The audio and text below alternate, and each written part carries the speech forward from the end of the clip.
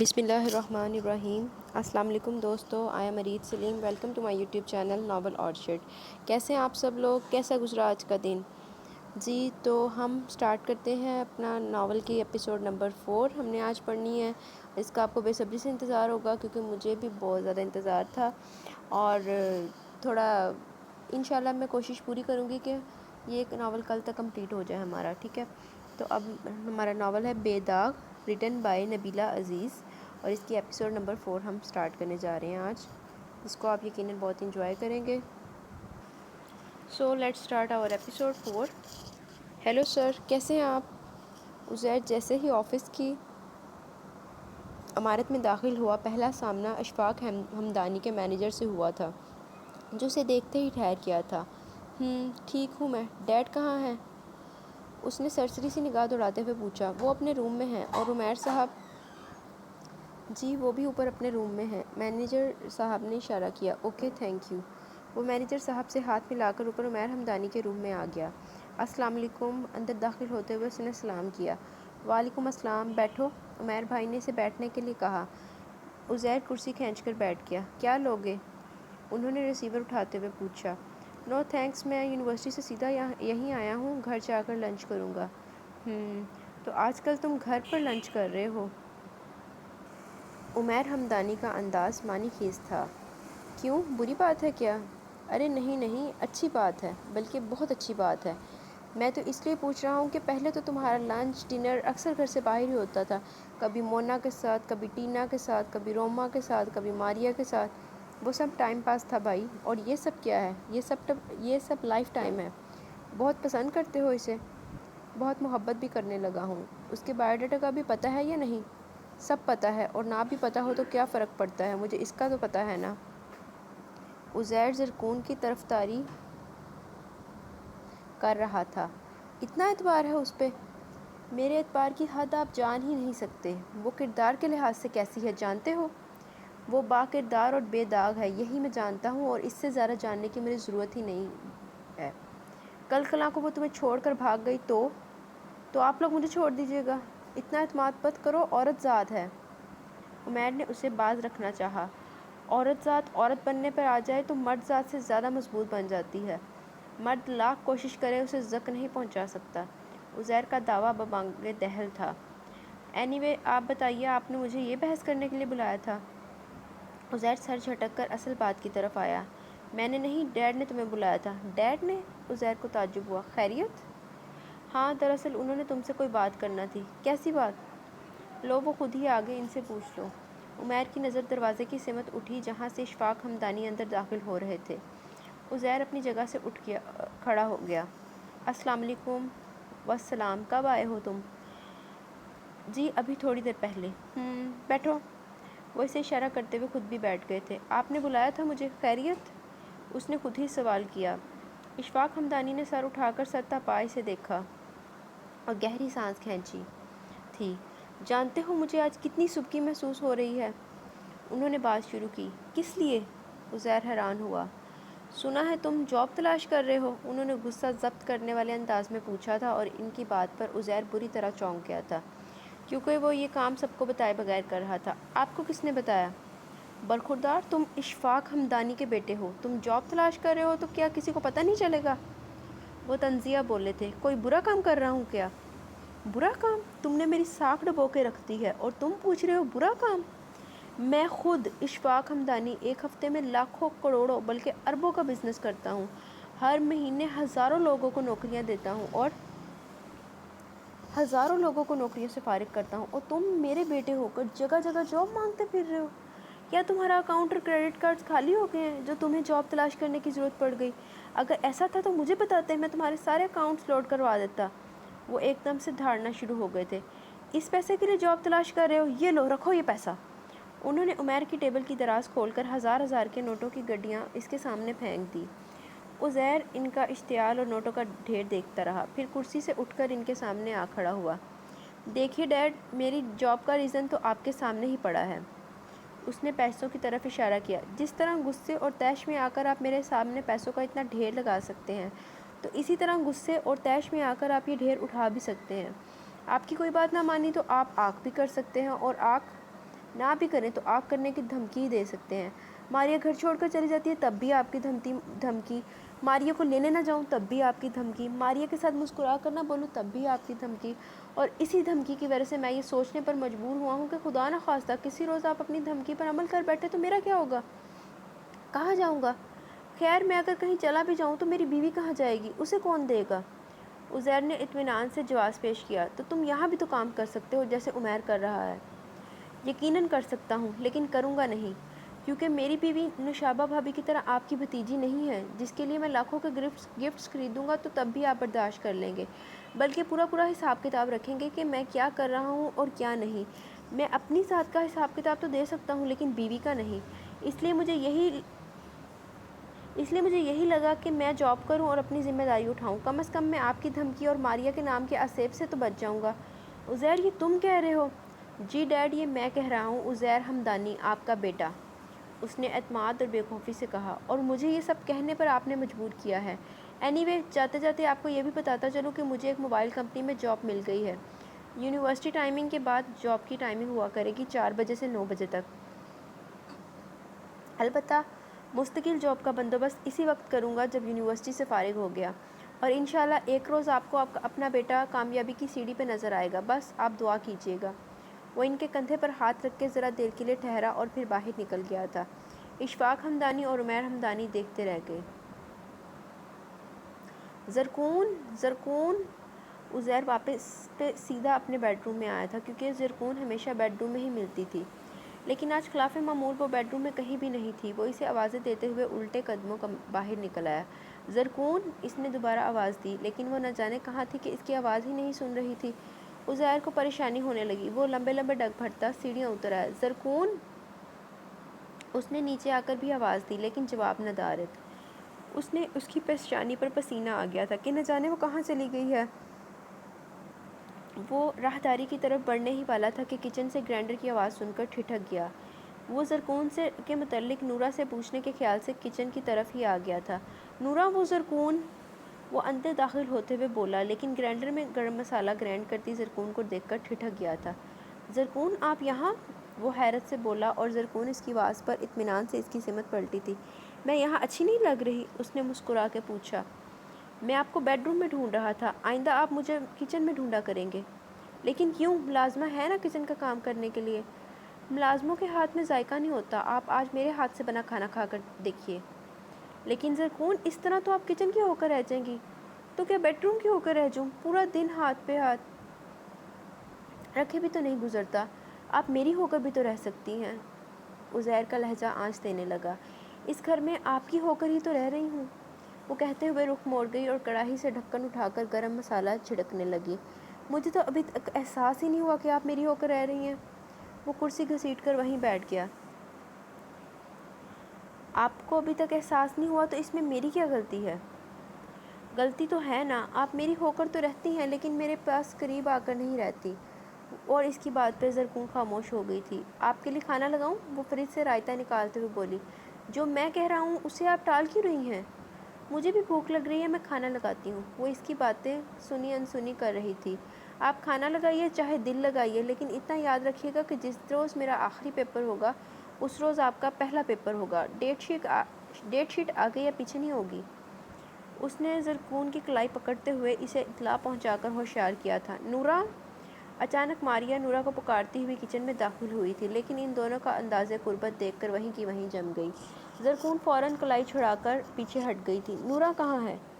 اس نے دونوں کو کھا جانے والی نظروں سے دیکھتے ہوئے پوچھا۔ وہ مارکیٹ سے کچن کا کچھ سامان لینے گئی ہے، آپ کو اگر بھوک لگ رہی ہے تو میں کھانا لگا دیتی ہوں، زرکون نے پیشکش کی۔ تمہارے ہاتھ سے بنا ہوا کھانا میں کھاؤں گی؟ ماریا کے انداز میں حدت تھی۔ ماریا، تمیز سے بات کرو۔ عزیر کرسی سے کھڑا ہو گیا تھا۔ تو تم بھی اپنی بیوی سے کہو کہ اپنی حد میں رہے، گھر کے کاموں میں انوالو ہونے کی ضرورت نہیں ہے، اور اگر ہوتی ہے تو اپنے چہیتے شوہر تک ہی رہے، اسے پکا کر کھلائے اور معدے کے راستے دل میں اترنے کا جتن کرے۔ ماریا نے نفرت اور حقارت کا بھرپور استعمال کیا تھا۔ تمہیں بکواس کرنے کی کوئی ضرورت نہیں ہے، اگر تم نہیں کھانا چاہتی تو دفع ہو جاؤ۔ عزیر بھی اسی کا کزن تھا، کبھی کبھی اس جیسے مزاج میں ڈھل جاتا تھا۔ یہاں کیا ہو رہا ہے؟ روحانہ بیگم بھی ان کی اونچی آواز سن کے وہیں آ گئی۔ تم مجھے کہہ رہے ہو دفع ہو جاؤں؟ ماریا چیخ کے بولی۔ ہاں تمہیں کہہ رہا ہوں، وہ بھی کوئی مروت اور لحاظ رکھے بغیر بولا تھا۔ عزیر یہ کس لہجے میں بات کر رہے ہو تم؟ روحانہ بیگم آنکھیں پھیلائے آگے بڑھی۔ جس لہجے میں یہ بات کر رہی ہے، اس نے ماریہ کو غضبناک نظروں سے دیکھتے ہوئے کہا، تم اس کی وجہ سے میرے ساتھ؟ یہ اس گھر کی ملازمہ نہیں، میری بیوی ہے۔ وہ اس کی بات کاٹتے ہوئے بولا، اور اس کے ساتھ تم کوئی بھی بدتمیزی کرو گے تو تمہیں منہ توڑ جواب ملے گا۔ عزیر اسے اس کی بدتمیزی بخشنے کے لیے تیار نہیں تھا۔ عزیر تم مجھے… ماریہ پلیز چپ ہو جاؤ۔ روحانہ بیگم نے بھانجی کو منع کیا۔ مام آپ مجھے منع کر رہی ہیں، پہلے بات تو سن لے۔ ماریہ پٹاخ پٹاخ بولنے لگی تھی اور روحانہ بیگم ساری بات سننے کے بعد اطمینان سے گہری سانس کھینچ کر رہ گئی۔ اگر اس نے کھانا بنا لیا تو تمہیں کیوں برا لگ رہا ہے؟ وہ بھانجی سے پوچھ رہی تھی۔ مام آپ بھی… ماریہ دکھ سے بولی۔ عزیر زرکون سے کہو کھانا لگائے، میں فریش ہو کے آتی ہوں۔ وہ کہہ کے باہر نکل گئی اور عزیر کے ساتھ ساتھ زرکون بھی حیران رہ گئی، گویا انہوں نے گھر میں اس کی شراکت کو قبول کر لیا تھا۔ عزیر سنا آپ نے؟ زرکون کی آواز چہک اٹھی۔ سن بھی رہا ہوں اور دیکھ بھی رہا ہوں۔ کیوں، کیا ہوا؟ آپ کو خوشی نہیں ہوئی؟ زرکون ٹھہر گئی۔ خوشی کی کچھ سمجھ نہیں آ رہی، اس لیے خوشی نہیں ہو رہی۔ خیر آپ کھانا لگائیے۔ وہ کہہ کے باہر نکل گیا۔ تھوڑی دیر بعد عزیر، روحانہ بیگم، نوشابہ بھابی اور زرکون ایک ساتھ بیٹھے کھانا کھا رہے تھے۔ ماریہ گاڑی لے کر نکل گئی تھی۔ آپ کی واپسی کب تک ہوگی؟ فیاض احمد دفتر کے کسی کام سے آج پھر ملتان جا رہے تھے اور شمائلہ بھابی ان کی واپسی کے لیے متفکر تھی۔ ہو سکتا ہے کل ہی واپس آ جاؤں۔ وہ اپنی گھڑی اٹھا کے باہر نکل آئے۔ جلدی آ جایا کریں، ہمیں بڑی فکر رہتی ہے۔ شمائلہ شوہر سے بڑا پیار جتا رہی تھی۔ فکر کیسی؟ بس ہر وقت آپ کی طرف دھیان لگا رہتا ہے۔ وہ لہجے کو اداس بناتے ہوئے بولی۔ میرا دھیان بھی گھر کی طرف ہی لگا رہتا ہے۔ اور ہاں تم بتا رہی تھی کہ تمہیں گھٹنی کا درد ہے، اگر زیادہ تکلیف ہو تو کسی کو ساتھ لے کے ڈاکٹر کو دکھا لینا۔ وہ جاتے جاتے تاکید کر رہے تھے۔ دیکھوں گی، اگر زیادہ درد ہوا تو دکھا لوں گی، ورنہ گھر بیٹھی رہوں گی۔ اچھا اللہ حافظ۔ وہ کہہ کے باہر نکل گئے اور اتنی توفیق نہ ہوئی کہ اپنے کمرے کی کھڑکی سے لگی کھڑی بہن سے بھی مل لیتے۔ وہ چپ چاپ بھائی کی بے حسی پر گہری سانس کھینچتی ہوئی پیچھے ہٹ گئی تھی۔ شمائلہ بھابی دروازہ بند کر کے اپنے کمرے میں چلی گئی تھی۔ ابھی 2 گھنٹے گزرے ہی تھے کہ بھابی کے کمرے سے ان کے کراہنے کی آواز آنے لگی۔ زرکون! انہوں نے آواز دی۔ مجبوراً زرکون کو ان کے کمرے میں آنا پڑا۔ جی؟ میری کمر کی سائیڈ میں بہت درد ہے، یہاں سے دبا دو، انہوں نے کراہتے ہوئے کہا۔ زرکون کا دل چاہا ان کا گلا دبا دے، لیکن ابھی اس کے ہاتھوں میں ان کا گلا دبانے کی ہمت نہیں تھی۔ کیا کہہ رہی ہوں تم سے؟ جی دباتی ہوں۔ وہ ان کے قریب بیٹھ گئی اور آہستہ آہستہ ان کی کمر دبانے لگی۔ وہ درد سے دوہری ہو رہی تھی۔ آپ ڈاکٹر کے پاس چلی جائیں، زرکون نے دل پہ پتھر رکھتے ہوئے مشورہ دیا۔ ڈاکٹر کے پاس اکیلی کیسے جاؤں؟ وہ کراہ کے بولی۔ تو اور کون جائے گا آپ کے ساتھ؟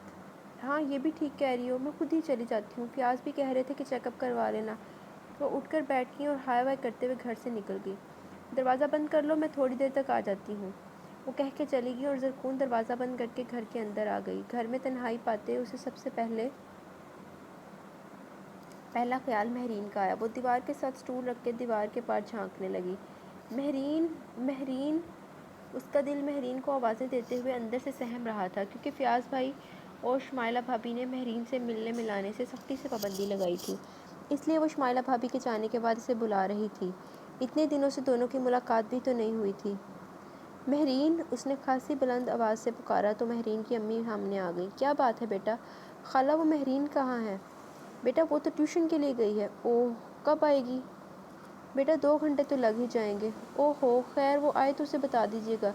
ٹھیک ہے بیٹا۔ انہوں نے اسبات میں سر ہلایا اور زرکون سٹول سے نیچے اتر آئی۔ وہ بے چینی سے اپنے صحن میں ٹہلنے لگی۔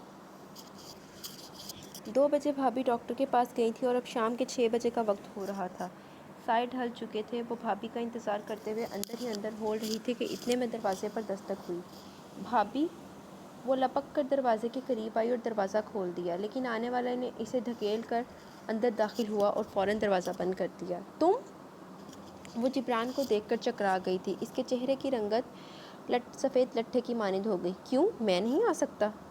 وہ خباثت زدہ مسکراہٹ سے بولا۔ مگر گھر پہ کوئی بھی نہیں ہے۔ وہ بھابی ڈاکٹر کے پاس۔ تمہاری بھابی ڈاکٹر کے پاس اور تم میرے پاس، وہ ہنستے ہوئے بولا۔ یہ تم کیا کہہ رہے ہو؟ تم جاؤ یہاں سے۔ زرکون نے باہر دروازے کی سمت بڑھنا چاہا، لیکن جبران نے اسے بازو سے کھینچ کے برآمدے کی سمت دھکیل دیا۔ وہ کرسی سے ٹکرانے کی وجہ سے درد سے کراہی تھی۔ خاموش! ذرا سی بھی آواز نکالو گی تو پورے محلے میں بدنام ہو جاؤ گی، میں صاف صاف مکر جاؤں گا، بلکہ سب کو یہی بتاؤں گا کہ تم نے مجھے خود بلایا تھا۔ جبران نے اسے بازو سے پکڑ کر اٹھاتے ہوئے دھمکی دی تھی۔ چھوڑو مجھے، دفع ہو جاؤ یہاں سے۔ وہ اپنی ساری ہمتیں مجتمع کرتے ہوئے دھاڑی تھی۔ بکواس بند کرو۔ جبران نے پوری قوت سے اس کے چہرے پہ تھپڑ دے مارا تھا۔ میری سفید کبوتری، بڑا تڑپایا ہے تم نے مجھے۔ کتنے مہینوں سے تمہارے در پر کتوں کی طرح بو سونگتا پھر رہا ہوں، اپنی جیب خالی کر دی تمہاری خاطر، اور آج تو تجھ سے سب کچھ وصول کر کے ہی جاؤں گا۔ جبران اسے کھینچتے ہوئے اندر لے آیا تھا اور زرکون کی زبان گنگ ہو گئی تھی۔ تمہاری چند لمحوں کی قربت کے لیے میں نے لاکھوں لٹائے ہیں، تمہارا یہ چمکتا بدن میری حسرت تھا۔ وہ کمرے کا دروازہ بند کر رہا تھا۔ زرکون ہوش میں آ گئی۔ کتے، چھوڑو مجھے۔ مجھے پتہ تھا کہ تم ذلیل اور گھٹیا انسان ہو۔ تمہاری ہوس تمہارے چہرے سے ٹپکتی تھی۔ مہرین سچ کہتی تھی۔ وہ جبران پر جھپٹ پڑی، لیکن اس کا مقابلہ کہاں تک کر سکتی تھی۔ اس نے زرکون کو بری طرح دیوار کے ساتھ پٹک دیا تھا۔ زرکون دیوار کے ساتھ ٹکرائی تو اس کی چیخ نکل گئی تھی اور دماغ چکرا گیا تھا۔ میں نے تو سوچا تھا کہ اگر تم میرے ساتھ تھوڑا تعاون کرو گی تو میں تمہیں زیادہ نقصان نہیں پہنچاؤں گا، لیکن لگتا ہے کہ تم اپنا بھی نقصان کرو گی اور میرا بھی۔ جبران دروازہ بند کر کے اس کی طرف پلٹا اور اپنی پیشانی سے نکلتے ہوئے خون کو ہاتھ سے پونچھتی ہوئی زرکون بمشکل چکراتے دماغ کو سنبھالتے ہوئے اپنے قدموں پر کھڑی ہوئی تھی۔ اسے اس وقت اپنے ہوش ٹھکانے پر رکھنے تھے اور اس بھیڑیے کے شکنجے سے بچنے کے لیے جدوجہد بھی کرنا تھی۔ اس نے آگے پیچھے نظر دوڑاتے ہوئے کوئی ایسی چیز تلاش کرنا چاہی جس کو استعمال کر کے وہ اپنا بچاؤ کر سکتی، لیکن اسے کوئی چیز تو نظر نہ آئی۔ البتہ وہ قریب آ گیا تھا۔ اس نے اپنا ہاتھ زرکون کے منہ پر جما دیا تھا اور دوسرے سے اس کا دوپٹہ پرے پھینک دیا، لیکن زرکون نے بڑی پھرتی سے اپنے ہاتھ کا پنجہ اس کے منہ پر دے مارا اور زرکون کا ناخن اس کی آنکھ میں چبھا اور وہ تکلیف سے پیچھے ہٹ گیا۔ زرکون نے اسے ذرا سے موقع سے فائدہ اٹھایا اور ایک ہی جست میں دروازے تک پہنچ گئی۔ اس نے لرزتے ہاتھوں کے ساتھ تیزی سے دروازے کا بولٹ گرا دیا، لیکن اس سے پہلے کہ وہ باہر نکلتی جبران نے اسے دوبارہ واپس کھینچ لیا تھا۔ مہرین! اس نے بلند آواز سے پکارا۔ نہیں آئے گی تمہاری مہرین، سارے انتظام کر کے آیا ہوں۔ بھابی! وہ پھر چیخی۔ تمہیں پلیٹ میں سجا کر خود میرے سامنے پیش کرنے والی تمہیں بچانے کے لیے کیوں آئے گی بھلا؟ وہ زرکون کو بالوں سے پکڑتے ہوئے بولا۔ تم اچھا نہیں کر رہے، فیاض بھائی تمہارا قتل کر دیں گے۔ وہ چبا کے بولی اور وہ اپنے بال چھڑانے کی کوشش کی۔ انہیں کوئی ثبوت دو گی تو وہ میرا قتل کریں گے نا؟ وہ کمینگی سے ہنسا اور اپنا دوسرا ہاتھ اس کے کندھے پر رکھ دیا تھا۔ تمہاری اس حالت کی ذمہ دار تمہاری یہ قیامت ڈھاتی جوانی ہے، اتنی خوبصورت اور ایسی اٹھان، ہائے! میں مر ہی نہ جاؤں تم پہ۔ وہ اس کے کندھے اور بازو کو سہلاتے ہوئے بول رہا تھا، اور زرکون کو لگا جیسے اس کے جسم پر سانپ رینگ رہا ہو۔ وہ ایک بار پھر اس کے منہ پر جھپٹی تھی اور جبران کی گرفت ایک بار پھر ڈھیلی پڑ گئی، اور اتنے میں زرکون گرتی پڑتی باہر نکل گئی تھی۔ وہ بھی اس کے پیچھے بھاگا تھا، مگر زرکون کی دوڑ کچن تک گئی۔ جیسے ہی وہ بھی اس کے پیچھے اندر داخل ہوا، اس نے اپنی پوری قوت سے موٹا سا ڈنڈا اٹھا کے اس کے سر پر دے مارا۔ اتنی قوت، اتنے زور سے مارا تھا کہ جبران جیسے مرد کی بلند کراہ نکلی اور وہ کھڑے قد سے زمین پر گر کر لوٹ پوٹ ہو گیا تھا۔ اس کے سر سے خون کا فوارہ بہہ نکلا تھا اور کچن کا فرش خون سے رنگین ہوتا چلا گیا، یہاں تک کہ جبران کا وجود بے حس و حرکت ہو گیا اور اسے دیکھتے دیکھتے زرکون کی آنکھیں پھٹ گئی تھیں۔ وہ بے جان پڑے جبران کو حق تک دیکھتی رہ گئی، دماغ معاف ہو گیا تھا۔ میرے ساتھ پارلر چلو گی؟ روحانہ بیگم اپنا فیشل وغیرہ کروانے کے لیے پارلر جا رہی تھی کہ ڈرائنگ روم سے نکلتی زرکون کو دیکھ کر ٹھہر گئی۔ نہیں آنٹی، میں کبھی بیوٹی پارلر نہیں گئی۔ وہ تو ٹھیک ہے، تم واقعی بہت خوبصورت ہو، لیکن اگر تم پارلر جاؤ گی تو تمہاری خوبصورتی اور بھی نکھر جائے گی، بس تمہیں تو ذرا سی توجہ کی ضرورت ہے۔ انہوں نے اس کا رخسار چھو کر کہا۔ لیکن آنٹی، مجھے یہ سب اچھا نہیں لگتا، میں کبھی پارلر نہیں گئی۔ ارے تم ایک بار میرے ساتھ چلو تو صحیح، تم آئندہ بھی جاؤ گی۔ انہوں نے اسے اصرار کیا۔ آئی ایم سوری آنٹی، پھر کبھی صحیح، ابھی عزیر گھر آنے والے ہیں۔ اس نے شائستگی سے منع کر دیا۔ Okay beta, as you wish. وہ کہہ کے مسکراتے ہوئے راہداری کی سمت بڑھ گئی اور زرکون اوپر وضو کرنے کے لیے آ گئی۔ عشاء کی اذان ہونے والی تھی اور عزیر بھی جاب سے واپس آنے والا تھا۔ وہ وضو کر کے باہر نکلی تو اسے ملازمہ بلانے کے لیے آ گئی۔ وہ نیچے بوبی صاحب آئے ہیں۔ بوبی صاحب کون؟ زرکون انجان تھی، اس لیے سیڑھیاں اترتے ہوئے رک گئی۔ بوبی صاحب ماریا بی بی کے بھائی ہیں، کبھی کبھار ہی آتے ہیں، بڑے دنوں بعد آئے ہیں، لیکن گھر پہ کوئی نہیں ہے۔ او اچھا، تم بٹھاؤ ان کو، میں آتی ہوں۔ اس نے اشارہ کیا۔ وہ کچن سے سارا کھانا وغیرہ چیک کر کے نورا کو چائے وغیرہ کا آرڈر دے کر ڈرائنگ روم میں آ گئی۔ السلام علیکم۔ اس نے آہستگی سے سلام کیا اور اپنے موبائل پہ کسی سے بات کرتا بابی اس کی طرف پلٹا اور اپنی جگہ پہ جم سا گیا۔ اس کی نظریں مبہوت رہ گئی تھی، وہ موبائل پہ بات کرنا بھول گیا تھا۔ السلام علیکم۔ زرکون نے دوبارہ اسے متوجہ کرنے کی غرض سے سلام کیا اور وہ چونک کر متوجہ ہوا۔ وعلیکم السلام۔ اس نے سلام کا جواب بمشکل دیا۔ بیٹھیے نا، آپ ابھی تک کھڑے ہیں؟ زرکون کو اس اجنبی لڑکے کے ساتھ اکیلے ڈرائنگ روم میں بیٹھنا عجیب تو لگ رہا تھا، لیکن وہ بد اخلاقی نہیں کر سکتی تھی کیونکہ وہ ماریہ کا بھائی تھا اور روحانہ بیگم کا بھانجا تھا۔ اگر وہ اسے اٹینڈ نہ کرتی تو یقیناً روحانہ بیگم کو برا لگتا، اور وہ روحانہ بیگم کو ناراضگی کا موقع نہیں دینا چاہتی تھی، اس لیے نہ چاہتے ہوئے بھی وہ ڈرائنگ روم میں آنا پڑا۔ آپ کون؟ جی میں مسز عزیر ہمدانی ہوں، زرکون اپنا تعارف بتاتے ہوئے بڑے مان سے بولی تھی۔ اوہ مسز عزیر ہمدانی۔ بوبی کا اشتیاق کم بڑھ گیا اور حیرت بڑھ گئی تھی۔ عزیر کہاں ہیں؟ وہ اس وقت جاب پہ ہیں، آپ کو چھوڑ کر وہ جاب پر بھی جاتا ہے؟ کیا مطلب ہے آپ کا؟ وہ ٹھٹک گئی۔ کچھ نہیں، اس نے نفی میں گردن ہلائی۔ بوبی تم یہاں؟ عزیر نے اندر داخل ہوتے ہوئے کہا۔ عزیر؟ زرکون اسے دیکھ کر کھل اٹھی اور اس کی جان میں جان آ گئی۔ کیسے ہو تم؟ عزیر قریب آ گیا۔ بوبی نے کھڑے ہو کر اس سے ہاتھ ملایا۔ میں ٹھیک ہوں، تم سناؤ؟ اللہ کا شکر ہے میں بھی ٹھیک ہوں، عزیر نے شکر ادا کیا۔ بڑے شکر گزار ہو رہے ہو، بوبی نے مذاق اڑایا۔ اللہ کی نعمتوں اور رحمتوں کی پہچان ہو گئی ہے، حالانکہ اکثر انسانوں کو یہ پہچان بڑھاپے میں جا کر ہوتی ہے جب وہ ہر عیاشی کر چکا ہوتا ہے۔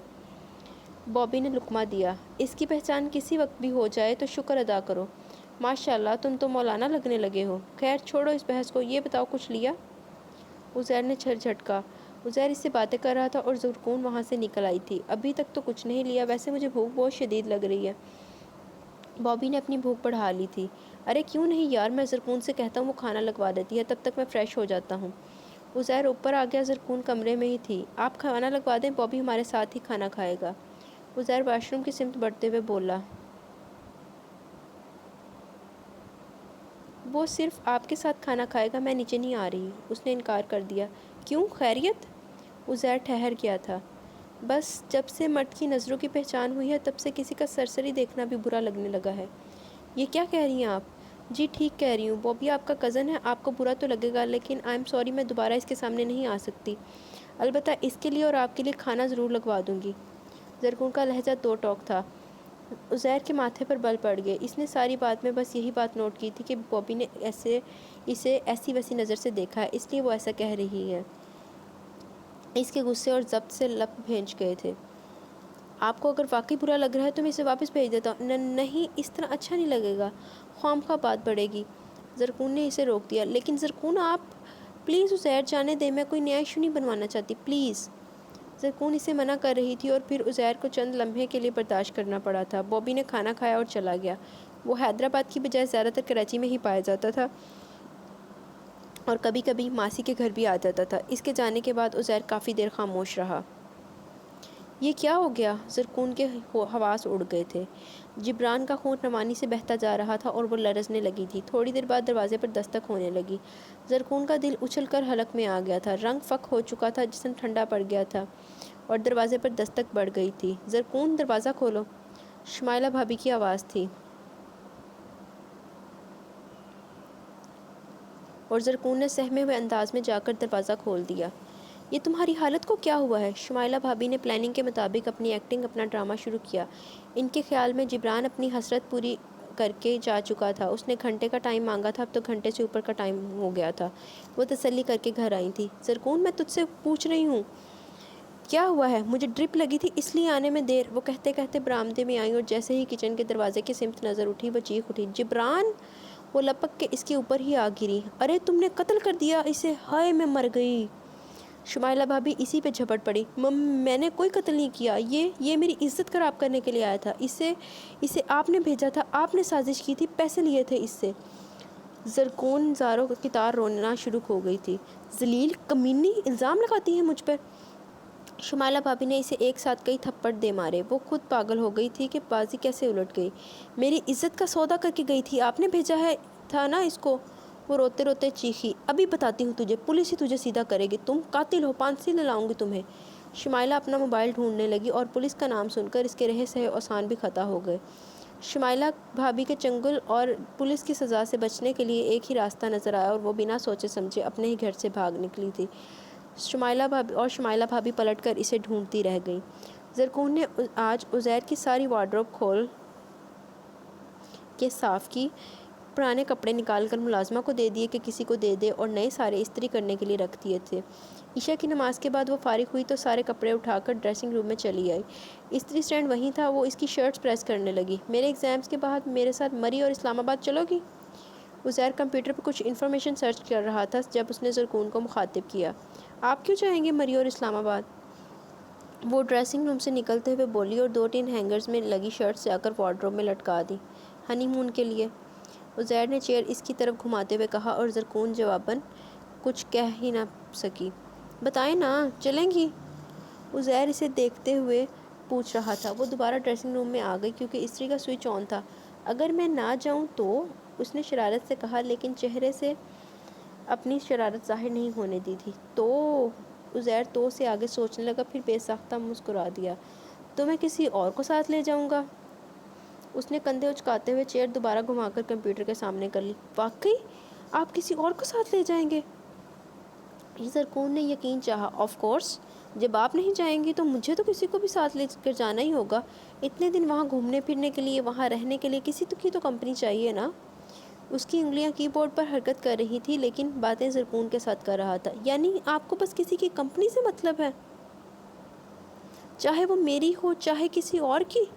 زرکون کی بات پر عزیر کی انگلیوں کی حرکت تھم گئی تھی۔ اس نے ٹھٹک کر زرکون کو دیکھا۔ وہ سوالیہ نظروں سے اسے دیکھ رہی تھی۔ بات کا رخ بدل چکا تھا۔ عزیر کو اپنی جگہ چھوڑ کر اٹھنا پڑا۔ وہ مضبوط قدم اٹھاتا اس کے سامنے آ کھڑا ہوا۔ کیا آپ کو لگتا ہے کہ مجھے کسی کی کمپنی کی ضرورت ہو سکتی ہے؟ آپ نے خود ہی تو کہا ہے۔ زرکون نے چہرہ جھکا لیا۔ میرے کہنے میں اور آپ کے محسوس کرنے میں بڑا فرق ہے یار۔ میں نے بات کسی اور رنگ میں کی تھی لیکن آپ نے بات کسی اور ہی رنگ میں محسوس کی ہے۔ اس لیے پوچھ رہا ہوں کہ آپ کو محسوس ہوتا ہے کہ میں کسی اور کے ساتھ؟ اس نے جان بوجھ کر بات ادھوری چھوڑ دی تھی۔ آئی ایم سوری، وہ آہستگی سے بولی۔ دیکھیے، میں آپ کو سوری کرنے کے لیے تو نہیں کہہ رہا، اپنی ذات کے بارے میں آپ کی رائے پوچھ رہا ہوں۔ آپ کیا سوچتی ہیں میرے بارے میں، اچھا یا برا؟ وہ اس کے خیالات جاننا چاہتا تھا، اسی لیے اصرار کر رہا تھا۔ آپ اگر واقعی مجھ سے سچ سننا چاہتے تو میں صرف اتنا ہی کہوں گی کہ میری زندگی کی کسی نیکی کا صلہ ہیں آپ اگر میرا نصیب ہیں تو مجھے اپنے نصیب، اپنے مقدر پر ناز ہے۔ اس نے فخر سے سر بلند کرتے ہوئے کہا تھا، لیکن سوچ کی پرواز اچانک ہی نہ جانے کہاں چلی گئی تھی کہ وہ بے ساختہ رخ موڑ گئی۔ زرکون؟ عزیر نے اسے کندھوں سے تھام کر اس کا رخ اپنی سمت موڑا۔ زرکون کے آنسو اس کے رخساروں پر بہہ رہے تھے۔ اب یہ آنسو کس لیے؟ اس نے زرکون کا چہرہ اونچا کیا۔ عزیر، میں اتنی محبت، اتنی چاہت، اتنی عزت کے قابل نہیں تھی، میری اتنی اوقات ہی نہیں تھی کہ میں آپ جیسے پڑھے لکھے، سمجھدار اور اچھے انسان کی ہمسفر بنتی۔ میں اپنوں کی ستائی ہوئی، رسوا، بدنام اور آپ کے قابل نہیں تھی۔ وہ مسلسل رو رہی تھی اور آواز حلق میں اٹک رہی تھی۔ کون کس چیز کے قابل ہے اور کس چیز کے نہیں، یہ تو اللہ بہتر جانتا ہے۔ بالکل آپ کے طرح اپنے مقام پر اگر میں اپنی ذات کو سوچتا ہوں تو میں بھی یہی کہتا ہوں کہ میں آپ جیسی بیوی کے قابل نہیں تھا، سمجھدار، خوبصورت، پاکیزہ اور دنیا کے مکر و فریب سے عاری۔ شاید یہ آپ کے کردار کی مضبوطی، آپ کی پاکیزگی ہی ہے جو مجھے بہت سی چیزوں سے دور کر چکی ہے۔ میں شراب پیتا تھا، میں نے وہ چھوڑ دی ہے۔ میری لڑکیوں کے ساتھ فرینڈ شپ تھی، وہ چھوڑ دی۔ میں رات کے گھر سے باہر رہتا تھا، میں نے وہ بھی چھوڑ دیا۔ بلکہ اور بہت سی ایسی چیزیں ہیں جن کو میں نے ترک کر دیا ہے، صرف اس کوشش میں کہ آپ اچھی ہیں تو میں بھی اچھا بننے کی کوشش کر کے دیکھتا ہوں۔ کیا لذت ہے اچھائی میں! اور میں نے اس کوشش کے بعد یہی دیکھا کہ انسان کا ضمیر مطمئن رہتا ہے اور ضمیر کا اطمینان انسان کو بھی پرسکون رکھتا ہے۔ میں اب بہت ریلیکس رہتا ہوں، بلکہ اور مجھے بڑی حیرت ہوتی ہے کہ مجھ میں اتنا چینج کیسے آ گیا۔ حالانکہ حقیقت میں دیکھا جائے تو ایسا بہت کم ہوتا ہے کہ کوئی انسان خود بخود سدھر جائے، اور میرا اپنے آپ سدھرنا میرے لیے بھی حیرانی کا باعث ہے، ورنہ آج اتنا اچھا تو میں بھی نہیں تھا۔ اس نے اعتراف کیا۔ آپ بہت اچھے ہیں عزیر، آپ بہت اچھے ہیں۔ زرکون بے اختیار روتے ہوئے اس سے لپٹ گئی تھی اور عزیر اپنے سینے سے لگ کے روتی زرکون کو دیکھ کر اطمینان سے مسکرا دیا تھا۔ اس کی ہچکیاں عزیر کو اپنے سینے میں محسوس ہو رہی تھی۔ اب بس کیجئے، کیا اس اچھے کی جان نکالنی ہے؟ عزیر نے اس کی کمر کو سہلاتے ہوئے کہا اور زرکون ٹھٹک کر پیچھے ہٹی۔ چہرے پر شرم کی لالی تھی۔ ایک بات تو بتائیے، عزیر نے اسے متوجہ کیا۔ زرکون نے سوالیہ نظروں سے دیکھا۔ کیا کھاتی ہیں آپ؟ کیا مطلب؟ زرکون کو اس کے عجیب سے سوال پہ حیرت ہوئی۔ مطلب کہ بہت صحت مند ہیں آپ، ماشاءاللہ، بہت نرم، بہت گداز، اتنی کہ خود بخود محسوس ہو جاتا ہے کہ… عزیر نے کہتے کہتے معنی خیزی سے بات ادھوری چھوڑ دی اور زرکون کا دل چاہا مارے شرم کے ڈوب مرے۔ ہاں ہاں ہاں، میں نے آپ کی صحت کی تعریف کی ہے اور تو کچھ نہیں کہا، وہ شرارت سے پوچھ رہا تھا، لیکن زرکون پلٹ کر ڈرائنگ روم میں گھس گئی اور عزیر کے کہکے کی آواز اسے دیر تک سنائی دی تھی۔ اسے خود پتہ نہیں تھا کہ وہ کہاں اور کس سمت بھاگ رہی ہے۔ شام گہری ہو چکی تھی اور شام کی سیاہی رات کی سیاہی میں بدلنے لگی تھی۔ وہ بھاگتے بھاگتے ہانپ گئی تو پانی کی شدید طلب ہوئی تھی۔ اس نے نڈھال ہوتے ہوئے سڑک کے دائیں بائیں دیکھا۔ آس پاس کوئی ایسی جگہ نہیں تھی جہاں سے وہ پانی پی سکتی، اور اب پانی کے بغیر مزید چلنا بھی دشوار ہو گیا تھا۔ اس کی ٹانگوں سے جیسے جان نکل رہی تھی۔ ایک دو بار بائک پہ آس پاس سے گزرنے والے منچلوں نے اسے دیکھ کر سیٹیاں بھی بجائیں، کسی نے فقرے بھی کسے، لیکن وہ کچھ بھی دیکھے اور سنے بغیر اندھا دھند بھاگتی رہی۔ تبھی وہ اتنا دور نکل آئی کہ بس اسے یہی خدشہ تھا کہ پولیس اس کا پیچھا کر رہی ہوگی، اسے ڈھونڈ رہی ہوگی، اور پولیس سے بچنے کے لیے وہ کہاں سے کہاں آ گئی تھی۔ وہ اندھیرے میں ایسی ویران اور سنسان جگہ دیکھ کر خوف زدہ ہو گئی تھی۔ کہیں جائے پناہ نہیں مل رہی تھی، کچھ سمجھ نہیں آ رہا تھا۔ چلتے چلتے وہ پھر آبادی کی طرف مڑی، لیکن تب تک حواس ڈوب چکے تھے۔ اسے دور سے آتی گاڑی کی ہیڈ لائٹس تو نظر آ رہی تھی، لیکن یہ دکھائی نہیں دے رہا تھا کہ وہ خود کس سمت جا رہی ہے۔ گاڑی بہت رفتار سے آ رہی تھی۔ اچانک سامنے آ جانے والی لڑکی کو دیکھ کر ماریا نے بمشکل بریک لگائے، لیکن اتنے میں وہ گاڑی سے ٹکرا کر زمین پہ گر چکی تھی۔ گاڑی کے ٹائر بہت زور سے چڑچڑائے۔ اف، یہ کون سامنے آ گئی؟ ماریا کو کفت ہوئی، لیکن عزیر فوراً ڈور کھول کے نیچے اتر آیا۔ گاڑی کی ہیڈ لائٹس کی روشنی میں دیکھا وہ لڑکی اوندھے منہ گری تھی اور اس کے سر سے خون بہہ رہا تھا۔ عزیر نے ایک گھٹنا زمین پر ٹکاتے ہوئے لڑکی کو سیدھا کیا اور اس کی نبض چیک کی، پھر ماریا کی سمت دیکھا۔ گاڑی کا بیک ڈور کھولو، اس نے ماریا کو اشارہ کیا۔ وہ یکدم بدک گئی۔ کیا مطلب ہے تمہارا؟ یہ زندہ ہے، اسے ہاسپٹل لے کر جانا ہوگا۔ معمولی چوٹ ہے، زیادہ پریشانی کی بات نہیں۔ عزیر اس کی سانسیں وغیرہ اچھی طرح چیک کر چکا تھا، اس لیے تھوڑا اطمینان ہو گیا۔ عزیر، تم جانتے ہو تم کیا کر رہے ہو؟ یہ لڑکی کون ہے؟ اس حالت میں کیوں ہے؟ سارا الزام ہمارے سر پر آ جائے گا، کوئی بھی ڈاکٹر پوچھ گچھ کے بغیر اسے ٹریٹمنٹ نہیں دے گا۔ ماریا نے اسے باز رکھنا چاہا، لیکن عزیر بھی عجیب مزاج کا آدمی تھا۔ جو بات ٹھان لیتا اس پہ پیچھے نہیں ہٹتا، اور اگر کسی بات پر دھیان نہ دیتا تو یوں ہی اگنور کیے رکھتا تھا۔ ایک ڈاکٹر سے واقفیت ہے ہم دوستوں کی، اس کے پاس لے چلتے ہیں۔ عزیر جو ٹھان چکا تھا وہ اس نے کرنا ہی تھا۔ اس نے خود ہی اٹھ کے ڈور کھولا اور لڑکی کو اٹھا کر گاڑی میں ڈال دیا۔ پہلے ماریا ڈرائیو کر رہی تھی، لیکن اب وہ خود ڈرائیونگ سیٹ سنبھال چکا تھا۔ وہ دونوں حیدرآباد کانسرٹ دیکھنے گئے ہوئے تھے۔ صبح انہوں نے یونیورسٹی جانا تھا، اس لیے جلدی واپس آ گئے، لیکن اب راستے میں یہ حادثہ ہو گیا تھا۔ عزیر کافی ریش ڈرائیونگ کر کے ڈاکٹر اصفر کے کلینک پر پہنچا تھا۔ عزیر اسے گاڑی سے نکال کر اندر لے آیا تھا۔ یہ کلینک کافی چھوٹا اور مختصر سا تھا، ایک روم ڈاکٹر کے لیے اور 2 مریضوں کے لیے مخصوص تھے۔ ان کا یہ کلینک 24 گھنٹے کھلا رہتا تھا، کیونکہ کلینک کے اوپر والے پورشن میں ان کی رہائش تھی۔ عزیر جیسے ہی اس لڑکی کو اٹھا کر اندر کمرے میں لایا، اس کی نظریں نہ چاہتے ہوئے بھی مبہوت رہ گئی۔ وہ لڑکی بلا کی خوبصورت تھی، لیکن اس کی حالت انتہائی ابتر ہو رہی تھی۔ نہ پاؤں میں جوتے تھے اور نہ سر پر چادر۔ عزیر نے سب سے پہلے ماریا کا پچھلی سیٹ پر پڑا اسکارف اٹھا کر اس کے گرد لپیٹا۔ بے شک وہ اسے جانتا نہیں تھا، لیکن پھر بھی اس نے کسی کی عزت کو ڈھانپنے کی کوشش کی تھی۔ ڈاکٹر اصفر نے اس کا تسلی سے چیک اپ کیا اور اس کے ڈرپ اور چند انجیکشن تجویز کیے۔ خون زیادہ بہہ جانے کی وجہ سے اسے اتنی کمزوری ہو چکی تھی کہ ڈرپ کے بغیر کوئی چارہ نہیں تھا۔ کتنی دیر لگے گی سر؟ عزیر نے ڈرپ ختم ہونے کا ٹائم پوچھا۔ کم از کم 2 یا 2.5 گھنٹے لگ ہی جائیں گے، ڈاکٹر اصفر نے ٹائم دیکھ کر بتایا۔ ماریا پہلو بدل کر رہ گئی۔ رات کے 12:30 بجے کا ٹائم ہو رہا تھا۔ اگر اور انتظار کرتے تو یقیناً رات کے 3-4 بج جاتے۔ چلو میں تمہیں گھر ڈراپ کر رہا ہوں۔ ڈراپ؟ ماریا کو حیرت ہوئی۔ یعنی تم پھر یہاں آؤ گے؟ ظاہر ہے میں اسے اپنی ذمہ داری پر یہاں لے کر آیا ہوں، اب اسے یہاں چھوڑ کر بھاگ تو نہیں سکتا نا؟ اس نے کندھے اچکائے۔ تو پھر میں بھی یہیں رکتی ہوں۔ دیکھو ماریا، اتنی رات ہو رہی ہے اور رات گئے تک میرا اور تمہارا گھر سے باہر رہنا ٹھیک نہیں ہے۔ گھر میں سب کیا سوچیں گے؟ عزیر نے اسے سمجھایا اور ماریا سمجھ بھی گئی تھی۔ اور اپنے بارے میں کیا بتاؤ گے؟ بس کوئی بہانہ کر دوں گا، اور تم بھی کسی کو کچھ مت بتانا، مام ڈیڈ خواہ مخواہ پریشان و خفا ہوں گے۔ وہ اسے ساتھ لیے باہر آ گیا اور عزیر کی ریکویسٹ پر ماریا نے اس راز کو راز ہی رکھا۔ وہ اسے ڈراپ کر کے واپس کلینک پر چلا آیا، جہاں وہ بے ہوش پڑی تھی۔ واک پہ چلیں گی؟ وہ سب ڈنر سے فارغ ہوئے تو اپنے اپنے بیڈ رومز میں چلے گئے، لیکن زرکون باہر لان میں آ گئی تھی اور اس کے پیچھے ہی عزیر بھی باہر نکل آیا۔ لیکن ٹائم تو، ارے یار یہی تو ٹائم ہوتا ہے اندھیرے میں واک کرنے کا، بہت تجربہ ہے آپ کو۔ زرکون کے سوال میں طنز تھا اور اس کے طنز کو محسوس کر کے عزیر نے فلک شگاف کہکا لگایا۔ بہت جلن ہوئی ہے آپ کو؟ عزیر بھی اسی کے سے طنزیہ لہجے میں بولا۔ مجھے کیوں جلن ہوگی؟ یہ تو آپ سراسر جھوٹ بول رہی ہیں نا، بیوی بھی ہو اور وہ اپنا رنگ بھی نہ دکھائے، ایسا ہو ہی نہیں سکتا، جیلسی تو بیویوں کی گٹی میں شامل ہوتی ہے۔ عزیر لطف اندوز ہو رہا تھا زرکون کی بے ساختگی پر۔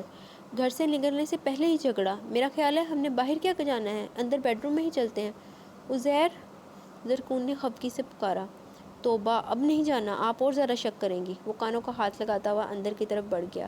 زرکون کو بہت غصہ آیا، پہلی بار اس کا حقیقتاً تھوڑی دیر کے لیے باہر جانے کو دل چاہا تھا اور خود ہی آفر کر کے خود ہی چلا گیا۔ وہ دل ملاتی ہوئی کچھ دیر بعد اس کے پیچھے آ گئی۔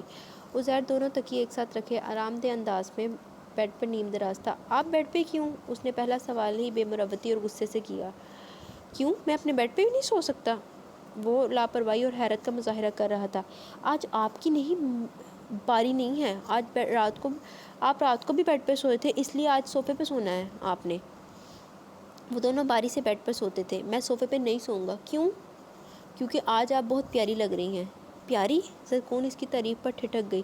ہاں، اس لیے تو آپ کو واک پہ لے کے نہیں گیا کہ آتے جاتے لوگ آپ کو دیکھیں گے، جو مجھے گوارا نہیں ہے۔ اس نے توجہ پیش کی۔ بہانہ مت کریں، میں سچ بولوں یا جھوٹ، شک تو آپ کو پھر بھی رہے گا، کیونکہ یہ تو بیویوں کی فطرت میں شامل ہے۔ آپ مجھے بہلائیں مت اور صوفے پہ جائیں، بیڈ خالی کریں، زرکون استحقاق سے کہہ رہی تھی۔ آج تو میں بھی نہیں جانے والا۔ وہ مزید دراز ہو گیا اور زرکون کو اس کے انداز پہ ہنسی آ گئی، اس لیے اس نے رخ موڑ لیا۔ ٹھیک ہے، میں ہی صوفے پہ سو جاتی ہوں۔ وہ صوفے کی طرف بڑھ گئی۔ ارے نہیں نہیں، آپ صوفے پہ کیوں سوئیں گی بھلا؟ آپ بھی بیڈ پہ ہی سوئیں گی، آج آپ کی باری ہے۔ عزیر ایک ہی جست میں اس کے سامنے آ گیا۔ میری باری آپ چھین چکے، اس نے مصنوعی خفگی سے کہا تھا۔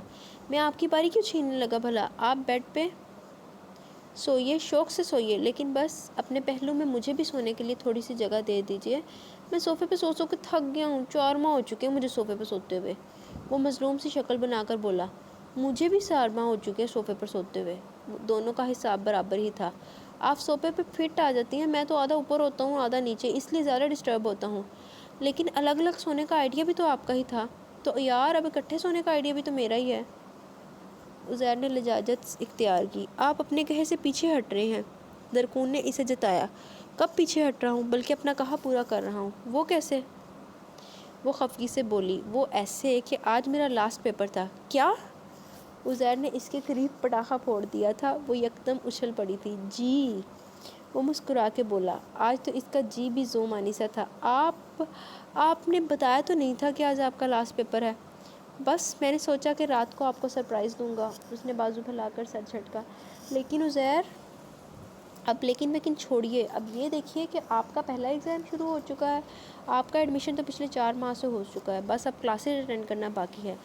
اس نے زرکون کو کلائی سے پکڑ کر اپنے قریب کر لیا تھا۔ زرکون کی نظریں جھک گئی تھی۔ میں نے آپ سے کہا تھا نا کہ جس روز میرا آخری پیپر ہوگا اس روز آپ کا پہلا پیپر ہوگا۔ وہ اس سے پوچھ رہا تھا، لیکن زرکون شرم سے چپ تھی۔ بتائیے نا، اب کیا ارادہ ہے؟ عزیر نے اس کے دونوں ہاتھ دباتے ہوئے نرمی سے پوچھا۔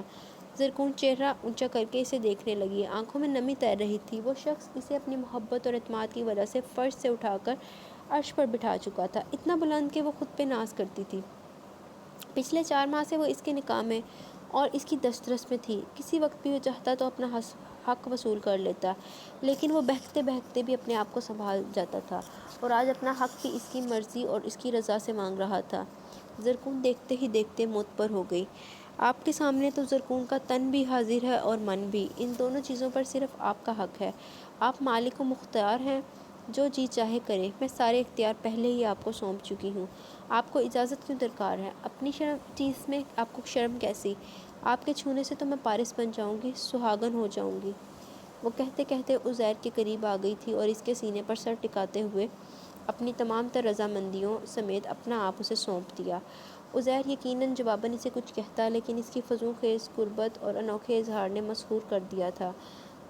سرشاری اور خمار اس کی رگ رگ میں بہنے لگا تھا۔ اس نے زرکون کے وجود کو مضبوط اور استحقاق امیز انداز میں باہوں میں سمیٹ لیا تھا۔ اس نے اتنے مہینے صبر کیا تھا، اب اس صبر کا اجر تو اس کا حق تھا، اور اپنا حق وصول کرنے کے لیے یہ مہکتی رات بھی اس کے لیے کم تھی۔ جی تو گائز، کیسی لگی آپ کو آج کی ایپیسوڈ؟ اور یار، جن لوگوں نے چینل کو سبسکرائب نہیں کیا ہوا وہ چینل کو سبسکرائب بھی کر دیں، اور ویڈیو کو بھی ضرور شیئر کیا کریں۔ تو جی، کیا رائے ہے آپ کی؟ آگے کیا ہوگا ناول میں؟ یہ روحانہ بیگم جو اتنی اچھی اور اتنی سویٹ بن رہی ہیں، بہو کو پارلر لے کے جا رہی ہیں، اس میں کچھ تو گڑبڑ ہے دیا۔ اور پھر بوبی تو پہلے وہ جبران مجھے زہر لگتا تھا، بوبی مجھے جبران سے زیادہ زہر لگتا ہے، تو اب پہلے وہ جبران سے بچ کے آئی ہے، اور اب دیکھتے ہیں یہ بوبی صاحب کیا گل کھلاتے ہیں۔ جی، آج کی ایپیسوڈ کافی لمبی ہو گئی، تو اب مجھے اجازت دیں، اور دعا میں بہت سارا یاد رکھیں۔ انشاءاللہ کل ملیں گے اس کی لاسٹ ایپیسوڈ کے ساتھ، اور اگر اس کے بعد اگر آپ اپنی فرمائش پہ کوئی ناول سننا چاہتے ہیں تو آپ مجھے بتائیں، میں آپ کی فرمائش پوری کرنے کی اپنی کوشش کروں گی۔ جی تو ملتے ہیں انشاءاللہ کل اسی ٹائم نیکسٹ ایپیسوڈ کے ساتھ، تب تک دعاؤں میں یاد رکھیں، اپنا بہت سارا خیال رکھیں۔ اللہ حافظ۔